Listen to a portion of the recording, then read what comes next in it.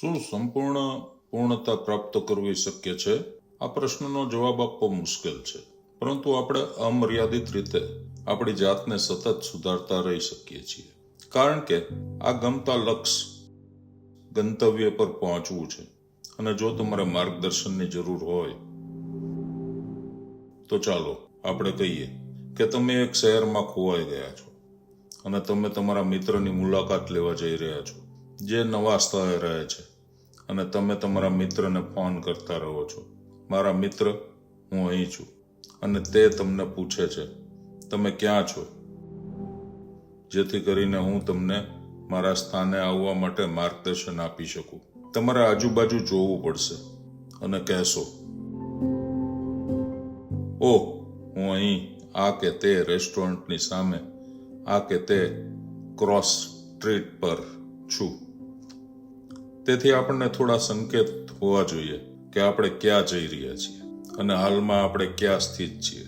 શું આપણે વર્તમાન સ્થિતિમાં આપણા જમા પાસા અને નબળા પાસાને ઓળખીએ છીએ કે હું સહન કરી શકતો નથી અને તેથી હું પરિવર્તન, રૂપાંતરણ કે ફેરફાર શોધી રહ્યો છું.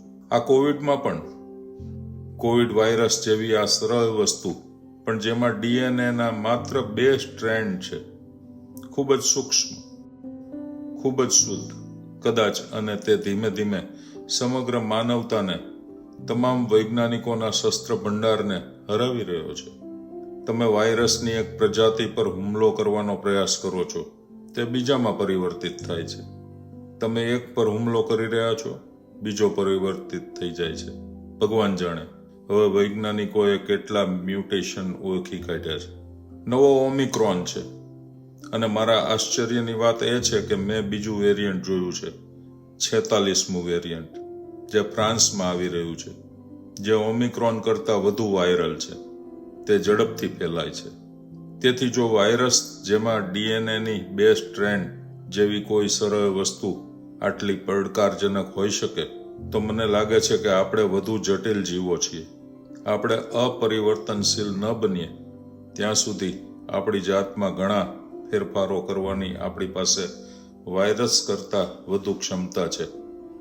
અને ભગવાન શ્રી કૃષ્ણ ગીતામાં કહે છે કે આપણે સ્થાયિત્વની સ્થિતિમાં આવીએ છીએ જ્યાં તમે કોઈ વધુ ફેરફારોની અપેક્ષા રાખતા નથી, કારણ કે તમે સંપૂર્ણ રીતે પૂર્ણ છો અને તે આપણા જીવનનું લક્ષ્ય છે. શું સંપૂર્ણ પૂર્ણતા પ્રાપ્ત કરવી શક્ય છે? તેનો જવાબ આપવો મુશ્કેલ છે, પરંતુ આપણે સતત, અમર્યાદિતપણે, અનંતપણે આપણી જાતને સુધારતા રહી શકીએ છીએ. કારણ કે ઈશ્વરની પ્રકૃતિ પણ, જેમ આપણે કહીએ છીએ, અનંત છે. તેથી દિવ્યતામાં પણ કોઈ નિશ્ચિતતા નથી કે આ ઈશ્વરનું અંતિમ મુકામ છે અથવા ઈશ્વરનું અંતિમ સ્વરૂપ છે. કારણ કે જેમ આપણે બદલાઈએ છીએ તેમ તે પણ બદલાય છે.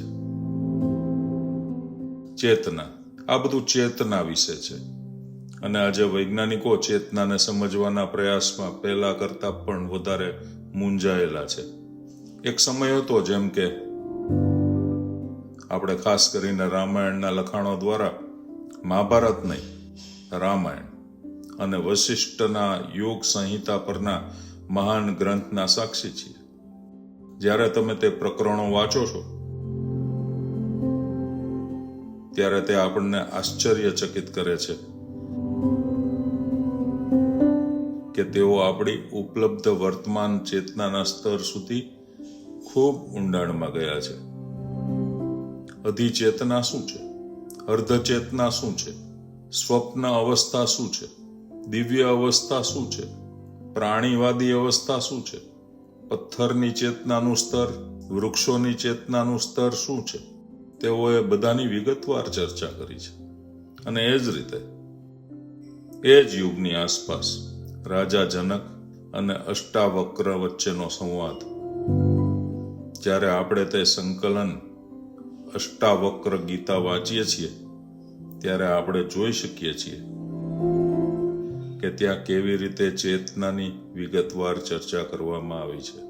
જ્યારે આપણે રામાયણના કેટલાક શ્લોકો પણ જોઈએ છીએ જેમાં માતા સીતા, ભગવાન રામ અને લક્ષ્મણ વચ્ચે તેમના વનવાસ દરમિયાન સંવાદ થાય છે, જેમાં તે બધા ચેતનાના વિષય પર ચર્ચા કરતા હોય છે. અને મને લાગે છે કે આ એક સંકલન છે, ખાસ કરીને લક્ષ્મણ ગીતામાં.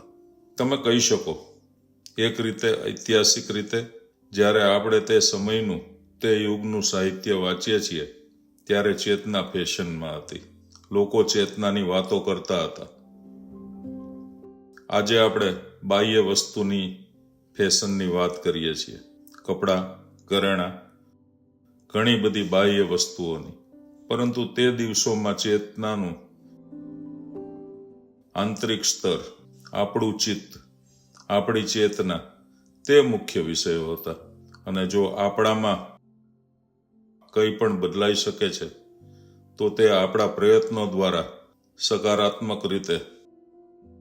યોગિક પદ્ધતિઓ જ ચેતનામાં આ પરિવર્તન લાવી શકે છે. મને લાગે છે કે તે એકમાત્ર હેતુ છે.